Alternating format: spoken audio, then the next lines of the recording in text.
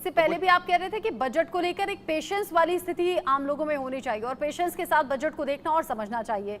मैंने मान लिया आपकी बात। आपने कहा पेट्रोल डीजल का अगर आप रेट देखें और फिर सड़कों की स्थिति देखें, अभी देखिए बरसात की शुरुआत भर हुई और अभी बरसात पीक पर पहुंची भी नहीं। आपने भी कई तस्वीरें देखी होंगी जब रोड पर बड़े बड़े गड्ढे हो जाते हैं, जब रोड पानी के साथ में बह जाती है तो लोगों का भरोसा डगमगाता नहीं। फिर जब बजट में इंफ्रा के नाम पर हजारों करोड़ या लाखों करोड़ का बजट दिखाया जाता है तो आम लोगों के जहन में ख्याल आता है फिर से हमें ठगने की बात हो रही है। हमारी जेब से पैसा जाएगा लेकिन हमारे ही काम नहीं आएगा, सिर्फ दिखावे के तौर पर काम आएगा। बिल्कुल सही। तो इसके लिए हमें सवाल ये पूछना चाहिए सरकार से, हमारा बजट में ये सवाल होना चाहिए कि इंफ्रा पर जो पैसे खर्च हो रहे हैं उसका हिसाब क्या है। देखिए मंत्रालय के लेवल पे डिसीजंस बनाए जाते हैं लेकिन सांसद के लेवल पे उन डिसीजन को इम्प्लीमेंट करने की रिस्पॉन्सिबिलिटी होता है। तो हमें वहां से भी सवाल करने चाहिए, क्या आपकी ट्रैकिंग का क्या मैकेनिज्म है। बजट तो आप निकाल दे रहे हो बट वो काम हो रहा है, उतने पैसे सही जगह लग रहे हैं, उसकी ट्रैकिंग का क्या मैकेनिज्म है, सवाल वो भी होना चाहिए। ठीक है प्रदीप जी, चूंकि आप घर का जिक्र कर रहे थे, बस अंजलि एक बार, फर्स्ट टाइम जो बायर्स हैं घर खरीदने वाले, आपने कहा ये जो सब्सिडी की सीमा है ये बढ़ जानी चाहिए, ये 5 लाख तक पहुंचनी चाहिए। लेकिन अगर जैसे तैसे 5 लाख की सब्सिडी मिल भी गई, हो सकता है कुछ पैसे इकट्ठा करके डाउन पेमेंट चली भी गई, लेकिन फिर वो जो ब्याज मोटा तौर पर लिया जाता है जिसमें लाखों रुपए एक्स्ट्रा आम लोगों की जेब से जाते हैं। बड़ी खबर बता देते रचना, आगे बढ़ने से पहले प्रधानमंत्री नरेंद्र मोदी भी पहुंच चुके हैं संसद भवन। बड़ी खबर बता देने से पहले कई नेताओं की, मंत्रियों की तस्वीर आपने देखी संसद भवन पहुंचने की, और अब जानकारी ये मिल रही है कि प्रधानमंत्री नरेंद्र मोदी भी संसद भवन पहुंच चुके हैं। संसद भवन में मोदी कैबिनेट की बैठक चल रही है, बजट को कैबिनेट की मंजूरी मिलेगी। हालांकि ये औपचारिकता का हिस्सा है। बजट पेश होने से पहले संसद परिसर में ही कैबिनेट की छोटी सी मीटिंग होती है 10 से 15 मिनट की, परंपरा के तहत, फॉर्मेलिटी के तहत, और कैबिनेट की मंजूरी मिलने के बाद थोड़ी देर का देखिए वक्त बचा है, करीब आधा घंटा, जब सुबह 11 बजे बजट पेश किया जाएगा वित्त मंत्री निर्मला सीतारमण की तरफ से। इससे पहले की सभी फॉर्मेलिटीज हो चुकी हैं पूरी। अब कैबिनेट की मीटिंग शुरू होने वाली है। संसद भवन पहुंच चुके हैं प्रधानमंत्री नरेंद्र मोदी भी। पीएम मोदी की अध्यक्षता में बैठक हो चुकी है शुरू।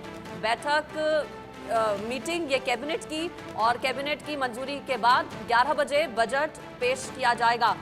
मनीष जी, आपके पास मैं आ रही हूँ।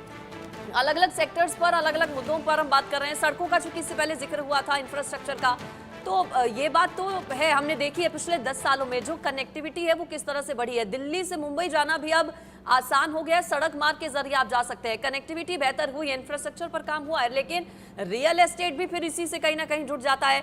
रियल एस्टेट में जो कारोबारी हैं उनकी ओर से मांग की जा रही है कि इंडस्ट्री एक बड़ी इस पर बननी चाहिए। क्या लगता है कि रियल एस्टेट को लेकर भी आज कुछ अच्छा हो सकता है, कुछ सरप्राइजिंग हो सकता है सरकार की ओर से? देखिए, सड़कें किसी भी देश के विकास का रास्ता है। अगर सड़क बनेगी तो माल की ढुलाई आसान होगी, सड़क बनेगी तो व्यापार बढ़ेगा। अभी सागर सिन्हा साहब कह रहे थे कि इससे लोगों को इजी जल्दी पहुंचेगा, उनका पेट्रोल फ्यूल बचेगा, ये बहुत अच्छी बात है, लेकिन उस सड़क के डेवलपमेंट के कंट्रीब्यूशन में बहुत छोटा सा पार्ट है। सड़क के बनने से बिजनेस बढ़ता है। हमने देखा होगा जो शहर नदी के किनारे बसे, समंदर के किनारे बसे, उनका डेवलपमेंट बहुत फास्ट हुआ। मुंबई इसीलिए डेवलप्ड है, चेन्नई इसलिए डेवलप्ड है क्योंकि उनके पास यातायात का एक साधन है, वो है पानी। और जो लोग आगरा दिल्ली की बात करते हैं वो लोग सड़क के किनारे, सड़क पे हैं, तो उनकी सड़क अगर डेवलप होगी तो पटना से लेकर जम्मू कश्मीर तक माल की आवागमन आसान होगा। और अगर इन सड़क के किनारे किनारे हम लॉजिस्टिक्स के हब बना दें, कोल्ड स्टोरेज बना दें, वेयर हाउसेज बना दें, सो दैट कि माल को प्रॉपरली स्टोरेज कर सकें, तो देश का विकास बहुत तेजी से हो जाएगा। हम जानते हैं कि हर विकास के पीछे लॉजिस्टिक्स होता है, और लॉजिस्टिक्स की कॉस्ट इस समय भारत में किसी भी विकसित देश के मुकाबले कम से कम 100% ज्यादा है।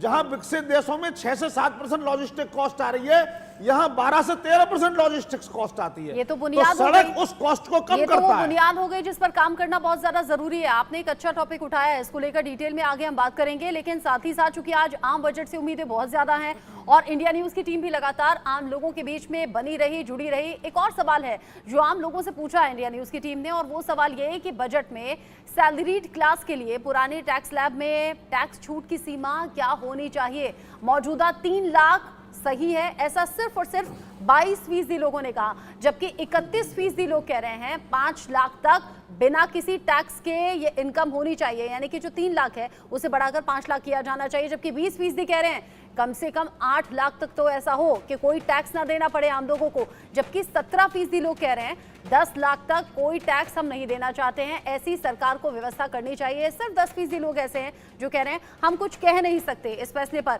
जो टीवी स्क्रीन पर ग्राफिक्स है वो आपको बताएगा कितने फीसदी लोग क्या चाहते हैं।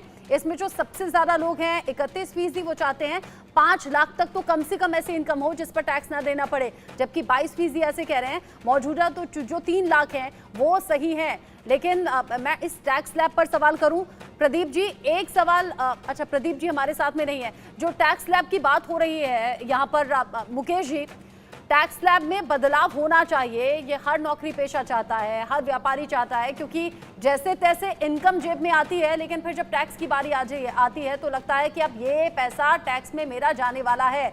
अब पिछले काफी वक्त से टैक्स स्लैब में कोई बदलाव नहीं किया गया है, लोग चाहते हैं इस सीमा को बढ़ाया जाए। आपके हिसाब से इस सीमा कितनी होनी चाहिए? इंडिया न्यूज की टीम पहुंची तो अलग अलग स्लैब लोगों के जरिए बताया गया है। देखिए, मिडिल क्लास तो मिडिल में ही है, वो हमेशा मिडिल में रहता है। ऊपर से टैक्स की मार होती है, नीचे से महंगाई की मार होती है, इसीलिए मेरे ख्याल से उसको मिडिल क्लास कहा जाता है। तो स्लैब, बट गवर्नमेंट का प्रॉब्लम ये है कि वो ये एक मिडिल क्लास ही है, जो सैलरीड आदमी है वो टैक्स पे करते हैं, बाकी लोग जो जेनुअनली टैक्स पे कर सकते हैं वो लोग टैक्स पे नहीं करते हैं। तो गवर्नमेंट को ब्रॉड बेस करना चाहिए, साथ साथ उसके साथ उनको मिडिल क्लास के बारे में भी सोचना चाहिए। देश विकसित हो रहा है, देश विकसित होगा, बट हम लोग भी साथ साथ विकसित होंगे या नहीं होंगे, हम हमेशा मिडिल क्लास में बने रहेंगे या हमारे को हमेशा निचोड़ा जाता रहेगा। तो इसी के लिए मतलब गवर्नमेंट को मिडिल क्लास को कुछ इंसेंटिव देने के लिए सोचना चाहिए। स्लैब डेफिनेटली बढ़ना चाहिए। महंगाई हर साल बढ़ जाती है, स्लैब नहीं बढ़ते हैं, या स्लैब बढ़ते हैं वो इतना मिनिमल बढ़ते हैं कि हर साल आपका पैसा कम होता जाता है। आप देखेंगे रेट ऑफ इंटरेस्ट, जैसे मैं पहले भी बात कर रहा था कि फिक्स डिपॉजिट में 7% टैक्स देने के बाद हमारी जो इनकम है बेसिकली हर साल वो घट रही है, इनकम नहीं घट रही है। हमारा जो पैसा है, अगर हम पैसा टैक्स देने के बाद एफडी पे हमारे को 5% आ रहा है, और हमारा जो इन्फ्लेशन है, जो महंगाई की दर है, महंगाई की दर अगर आप एजुकेशन की लेंगे, मेडिकल की लेंगे, बाकी सब की लेंगे तो 10 या 12% से बढ़ रही है। तो हमारा पैसा बिना कुछ के हर साल घटता जा रहा है।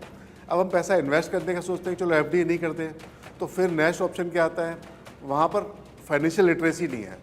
गवर्नमेंट ने कभी पार्ट ऑफ करिकुलम नहीं रहा कि आप पैसा कमाना तो सिखाते हैं, बट इन्वेस्ट कैसे करना है। तो इसीलिए अगर आप देखेंगे लोग जा रहे हैं स्टॉक मार्केट में, जा रहे हैं स्टॉक मार्केट में, F&O में आपने देखा होगा कि मैक्सिमम लोग पैसा लूज कर रहे हैं। तो एक वो उसका एक बड़ा रीज़न है कि लोगों को प्रॉपर नॉलेज नहीं है, नॉलेज नहीं कि पैसा क्या इन्वेस्ट कर। एफडी में इसलिए नहीं करना कि पैसा हमारा घट रहा है, और बाकी जगह जाते हैं तो उसकी पूरी नॉलेज नहीं है, तो वहाँ पैसा आपका घटता जा रहा है। तो मिडिल क्लास है हार्ड प्रेस्ड। तो फाइनेंशियल नॉलेज बढ़ाने के ऊपर उस पर भी कोई इंसेंटिवेशन हो, स्किल डेवलपमेंट में हो, जिससे कि आपकी इनकम बढ़ सके, तो थोड़ा जो आपका प्रेशर है वो आपको कम हो। तो यही गवर्नमेंट को इस बारे में सोचना चाहिए। बिल्कुल। वैभव जी, हमने सैलरीड क्लास और मिडिल क्लास की तो बात की, लेकिन गरीबों का क्या? गरीबों के खाते में क्या जाएगा? गरीब लोगों को भी इंतजार रहता है। जब 2014 में नरेंद्र मोदी आए थे सत्ता में, उस वक्त 2022 का टारगेट रखा गया था, लेकिन 2022 जा चुका है। अब 2047 को आगे लेकर सरकार चलती है। ये सवाल लेना अंजलि, लेकिन उससे पहले एक बड़ी खबर आ रही है। चूंकि आज मोदी सरकार 3.0 का पहला बजट पेश होना है और अब वक्त सिर्फ आधे घंटे का बच गया है। आधे घंटे बाद देश के लिए आम बजट पेश करेंगी वित्त मंत्री निर्मला सीतारमण। थोड़ी देर में बजट पेश होने वाला। देखिए 10 बजकर हो गए हैं 30 मिनट, और 30 मिनट का महज वक्त शेष बचा हुआ है। 11 बजे ठीक जो बजट भाषण है वो शुरू हो जाएगा। अच्छा रचना, निगाहें इस बात पर भी रहेंगी कि बजट भाषण आखिर होता कितनी देर का है, क्योंकि अपना ही खुद का रिकॉर्ड कई बार निर्मला सीतारमण तोड़ चुकी हैं। 2019 की अगर बात करें, 18 में निर्मला सीतारमण की ओर से जो बजट भाषण था वो 2 घंटे 40 मिनट 45 मिनट का था। अपने रिकॉर्ड्स को कई बार उन्होंने तोड़ा। इस बार पहला बजट है तीसरे कार्यकाल का, उम्मीदें बहुत ज्यादा हैं। अच्छा, इस बार खास ये भी है कि जब 2014 में 5 साल तक सत्ता में पार्टी थी तो अकेले अपने दम पर थी। 2019 में जब बीजेपी रिजल्ट आए थे लोकसभा चुनावों के, उस वक्त अकेले अपने दम पर 300 सीटें पार की थी बीजेपी ने। इस बार अकेले अपने दम पर सरकार बीजेपी की नहीं है। ऐसे में क्या आम लोगों के लिए बहुत ज्यादा बड़ा कुछ हो सकता है, क्योंकि रिजल्ट उस हिसाब से नहीं रहे जो 400 प्लस का टारगेट लेकर बीजेपी चली थी। ऐसे में जनता के भीतर जो नाराजगी वोटों के जरिए देखने को मिली है, क्या उसे बजट के माध्यम से किसी तरह से दूर करने की कोई कोशिश रहेगी, ये देखना दिलचस्प होगा। लेकिन उससे पहले आपको सुनवाते हैं दर्शक, हम अपने मेहमानों पर भी जाएंगे। राज्यसभा सांसद आम आदमी पार्टी के संजय सिंह, क्या उनकी ओर से कहा गया, सुनिए। संजीव अरोड़ा। संजीव अरोड़ा ने क्या कहा, सुनिए। बजट के एक्सपेक्टेशन जी, हम चाहते हैं कि सबको कोई ना कोई रिलीफ मिले, टैक्स पेयर को रिलीफ मिले। बाकी देखो, अब तो थोड़ी देर रह गई, पता चलेगा। वो आज बजट के ऊपर ज्यादा करेगा कि इकोनॉमिक सर्वे का जो उन्होंने दिया है उसका बजट के साथ क्या लिंक है। तो मेरे ख्याल आज 12 साढ़े 12 बजे तक, जब तक बजट नहीं खत्म हो जाता, हमें वेट करनी चाहिए। तो इंतजार थोड़ी देर का। मेहमानों के पास एक बार फिर से जाते। वैभव जी, मेरा सवाल आपसे ये था कि गरीबों के पास क्या जाएगा, गरीबों को क्या मिलेगा? 2022 का टारगेट लेकर पहले बीजेपी चलती थी कि 2022 भाई जब आएगा तो हम किसानों की आमदनी दोगुनी कर देंगे, सबको अपना घर मिल जाएगा, अपना आवास मिलेगा। लेकिन फिर बीच में कोविड आ गया, कोविड का हवाला दिया गया। अब टारगेट 2047, कैसे देखते हैं इसे? क्या लगता है गरीबों के खाते में कुछ जाएगा आज के बजट में? देखिए, गरीबों के खाते में ज़रूर जाएगा, क्योंकि अगर इस बजट को आम आदमी का बजट कहना चाहती है ये सरकार, तो आम आदमी के लिए कुछ करने के लिए एक्सपेंस एलोकेशन, जिसे कहते हैं कि सरकार का जो खर्चा है, ये हम आमदनी की बात कर रहे हैं कि डायरेक्ट टैक्स आएगा, जीएसटी आएगा, कस्टम्स ड्यूटी आएगी, ये सब आमदनी है। पर ये खर्च कहाँ होगी? सड़कों पे होगी, अस्पतालों पे होगी, स्कूलों पे होगी। किस तरीके से गरीब आदमी को इसका बेनिफिट मिलेगा? राशन की योजना जो कोविड-19 में शुरू हुई थी, वो अभी तक चल रही है। मुफ्त हर घर राशन, मुफ्त राशन, 70 करोड़ लोगों को हर महीने राशन दे रही है सरकार। आई थिंक उस पे एलोकेशन और बढ़ने की उम्मीद है। थोड़ा हमारा देश फ्रीबीज की तरफ बढ़ता जा रहा है, खटाखट की राजनीति जो अभी थोड़ी देर पहले मनीष जी कह रहे थे। तो आई थिंक कहीं ना कहीं डायरेक्ट बेनिफिट ट्रांसफर, महिलाओं के खाते में कुछ पैसा, गरीब आदमी के खाते में कुछ पैसा, हर परिवार को कुछ बेसिक सपोर्ट, किसान सम्मान निधि शायद बढ़ जाए, उसके ऊपर हम लोग उम्मीद रख सकते हैं। और एक बहुत इंपॉर्टेंट बात मैं कह सकता हूँ कि चाणक्य, इन्होंने लाफेयर की बात करी, जो अमेरिकन संस्कृति है, हिंदुस्तानी संस्कृति के एक महत्वपूर्ण अंग है चाणक्य। चाणक्य ने कहा था कि अपनी इनकम का छठा हिस्सा से ज्यादा अगर हमें देना पड़े तो शायद हमारे साथ नाइंसाफी हो रही है। और ये हिस्सा खाली इनकम टैक्स के रूप में नहीं दिया जा रहा, जीएसटी के रूप में भी दिया जा रहा है। आप छोटी से छोटी चीज खरीदने चले जाइए,